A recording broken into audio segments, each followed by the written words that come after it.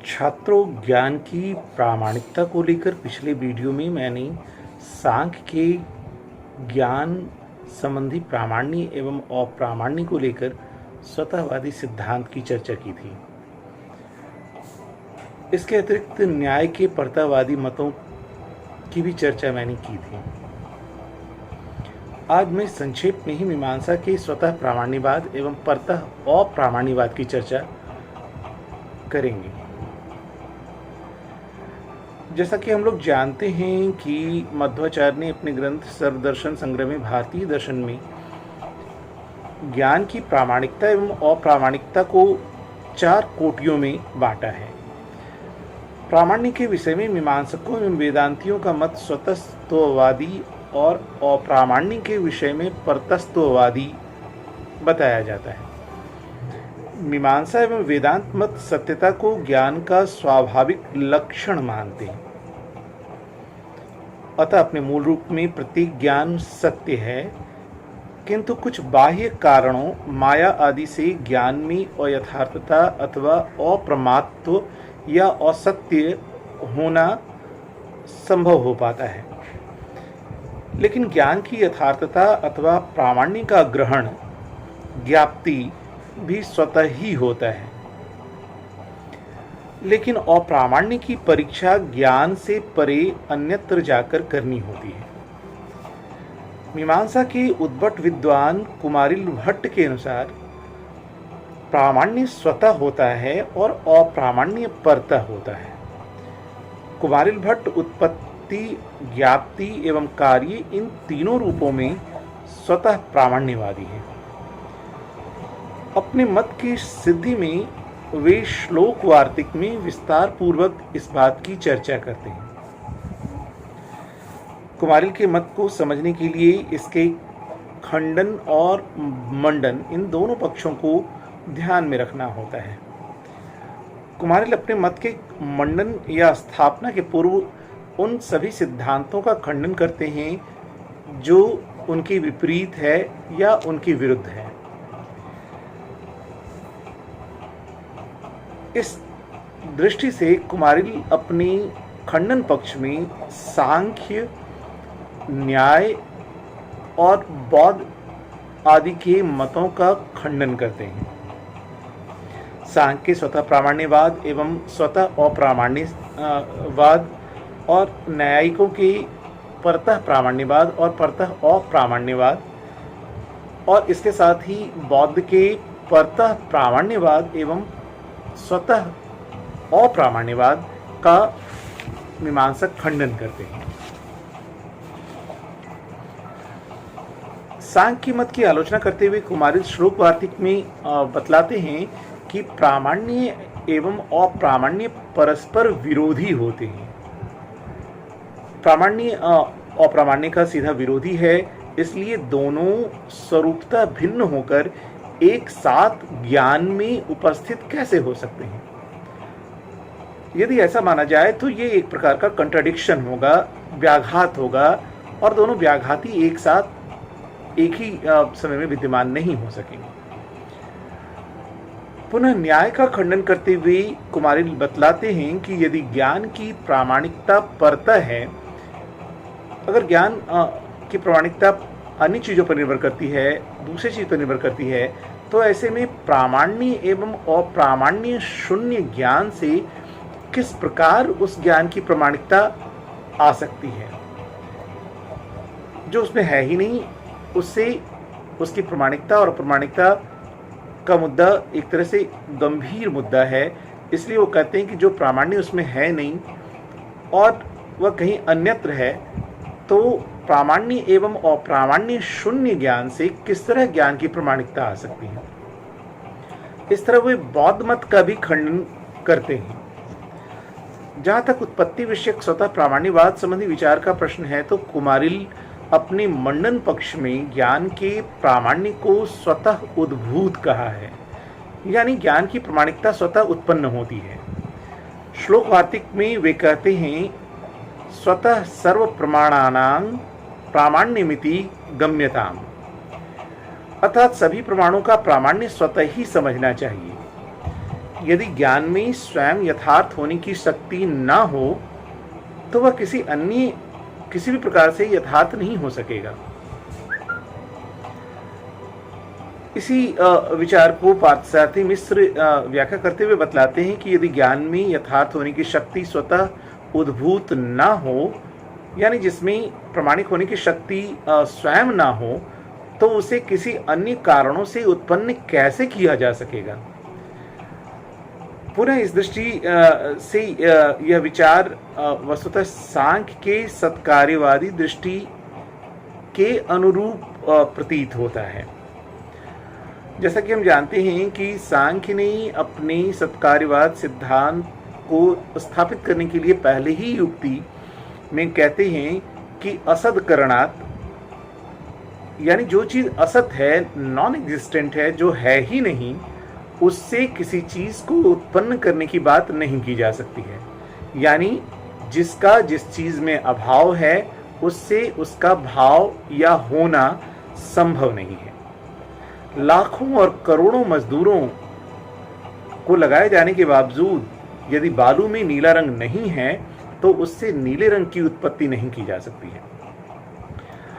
और इसी दृष्टि को एक तरह से यहाँ पर खास करके मीमांसक शामिल करते हैं। जो अस्तित्ववान या विद्यमान नहीं है उसकी उत्पत्ति कदापि संभव नहीं है। यदि ज्ञान में प्रामाण्य का अभाव है तो उसके प्रामाण्य की उत्पत्ति कदापि संभव नहीं है। मीमांसक यथार्थवादी भी हैं, यानी वास्तववादी हैं। इसी कारण मीमांसा का मानना है कि जिस कारण से ज्ञान की उत्पत्ति होती है उसी कारण से उसके प्रामाण्य की भी उत्पत्ति हो जाती है। विषय में विषय बोध के उत्पन्न करने की शक्ति के कारण प्रत्येक ज्ञान प्रामाण्य है। मीमांसा के मतानुसार जिस साधन से ज्ञान का ग्रहण होता है उसी साधन से ज्ञान के प्रामाण्य का भी ग्रहण होता है। इस तरह मीमांसा ज्ञाप्ति की दृष्टि से भी ज्ञान के प्रामाण्य को स्वतः मानते हैं, लेकिन ज्ञान का अप्रामाण्य मीमांसा परतः मानते हैं, अन्य चीजों पर निर्भर मानते हैं।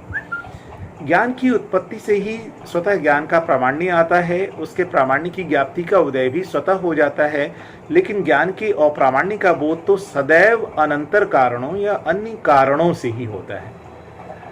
इस तरह उनका मानना है कि जिस प्रकार ज्ञान का प्रामाण्य स्वतः सिद्ध है उसी प्रकार ज्ञान का अप्रामाण्य भी परतः सिद्ध है। यहाँ पर एक महत्वपूर्ण विचार खास करके कुमारिल भट्ट को लेकर के जो बातें आती हैं उसको लेकर के है। उन्होंने एक महत्वपूर्ण अवधारणा ज्ञातता की अवधारणा की चर्चा की है और इसे यहाँ पे समझना जरूरी है, क्योंकि ज्ञाप्ति मूलक प्रामाण्यवाद को समझने के लिए उनकी ज्ञातता की अवधारणा को समझना जरूरी है। कुमारिल की ज्ञाप्ति विषयक स्वतःवादी दृष्टि में ज्ञातता नामक विचार एक महत्वपूर्ण विचार है। हालांकि भारतीय दर्शन में अन्य किसी ने ज्ञातता का विचार प्रस्तुत नहीं किया है, लेकिन मीमांसा इस मामले में एक तरह से अलग दृष्टि रखता है और उन्होंने कहा कि ज्ञातता मीमांसा के अनुसार वह गुण है जिसके आधार पर ज्ञान और प्रामाण्य की ज्ञाप्ति होती है।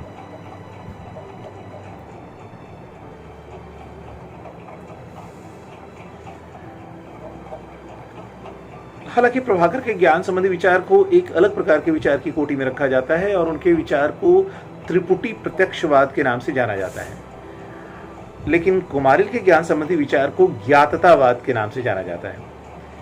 प्रभाकर भी स्वतः प्रमाण्यवादी हैं और कुमारिल भी स्वतः प्रमाण्यवादी हैं, लेकिन दोनों के ज्ञान संबंधी विचारों में स्पष्ट भेद भी है। प्रभाकर मानते हैं कि ज्ञान स्वतः प्रामाण्य है एवं स्वयं प्रकाश है, यानी वह सेल्फ ल्यूमिनस है। सत्यता उसमें एक तरह से इंट्रिंसिक क्वालिटी है और वह स्वयं आती है और उसमें सत्यता के साथ साथ वह स्वयं अपने आप को प्रकाशित भी करती है।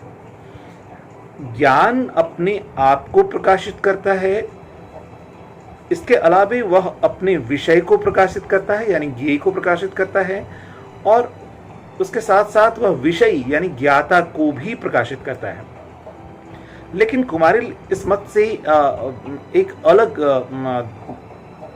विचार रखते हैं। उनका मानना है कि ज्ञान का मुख्य कार्य विषय को प्रकाशित करना है, अतः इस दृष्टि से ज्ञान ज्ञाता है, इसलिए ज्ञाता होने के कारण वह ज्ञेय नहीं हो सकता है।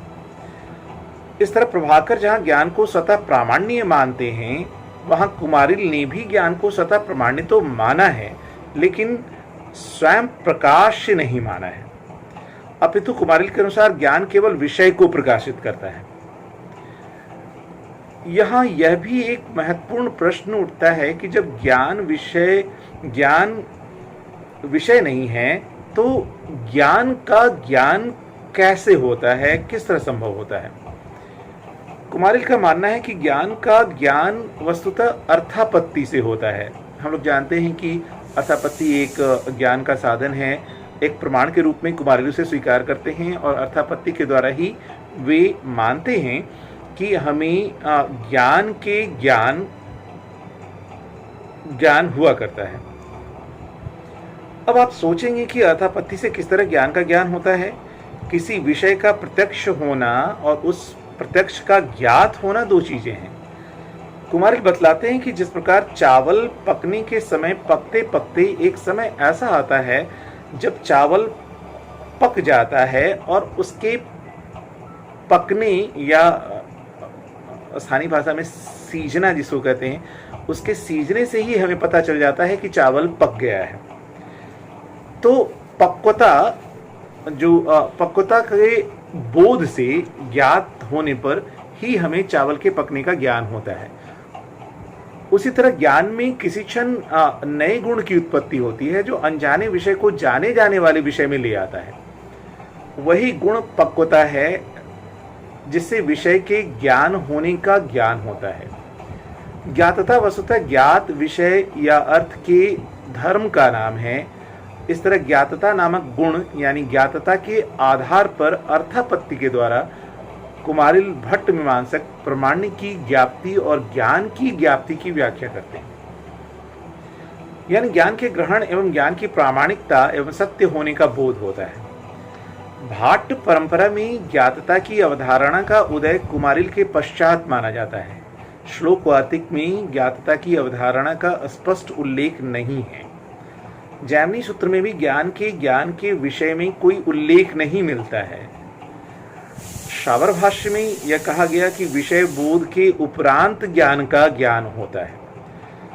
शावर भाष्य के अनुसार विषय यानी अर्थ, विषय वस्तु, ज्ञान का विषय वस्तु अज्ञात रहने पर किसी भी व्यक्ति को ज्ञान का ग्रहण नहीं होता। लेकिन शावर भाष्य के अनुसार अर्थ यानी विषय वस्तु के ज्ञात होने पर अनुमान से ज्ञान का ग्रहण होता है। अर्थ ज्ञान यानी विषय ज्ञान के पश्चात विषय ज्ञान के ज्ञान का बोध होता है। हालांकि पार्थसारथी मिश्र का मानना है कि ज्ञान का ज्ञान अर्थापत्ति अथवा अनुमान से होता है। इस तरह से जैमिनी और शावर भाष्य और पार्थसारथी मिश्र इन तीनों के विचारों में कुछ समानताएं हैं, लेकिन कुछ अंतर भी देखने को मिलता है। पार्थसारथी मिश्र के अनुसार ज्ञान की क्रिया अपने कर्म में कुछ फल, ज्ञातता नामक फल उत्पन्न करती है। उसी प्रकार ज्ञान की क्रिया अपने कर्म में कुछ फल, ज्ञातता उत्पन्न करती है। इस फल ज्ञातता के द्वारा ही अपरोक्ष रूप से यानी अनुमान अथवा अर्थापत्ति से ज्ञान का ज्ञान होता है। इस तरह विषय बोध एक बात है और विषय बोध का प्रामाण्य बोध दूसरी बात है। विषय बोध के पश्चात ही प्रामाण्य बोध आता है, और इस दृष्टि से मीमांसक वस्तुतः स्वतः प्रामाण्यवादी हैं। और इसके अलावा क्रिया की दृष्टि से मीमांसक किस तरह से स्वतः प्रामाण्यवादी हैं, इसकी चर्चा हम अगले वीडियो में करेंगे। आज इतना ही। बहुत बहुत धन्यवाद।